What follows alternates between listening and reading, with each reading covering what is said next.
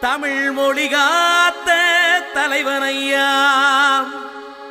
ஞான பழம் கேட்ட குழந்தையா, அப்பனுக்கு பாடஞ்சொல்லி ஆறுபடையாட்சி செய்யும் ஏசாமி முருகனையா.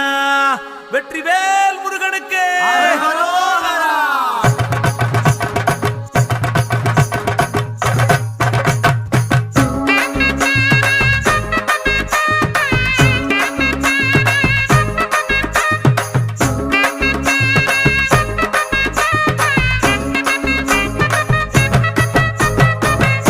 சின்ன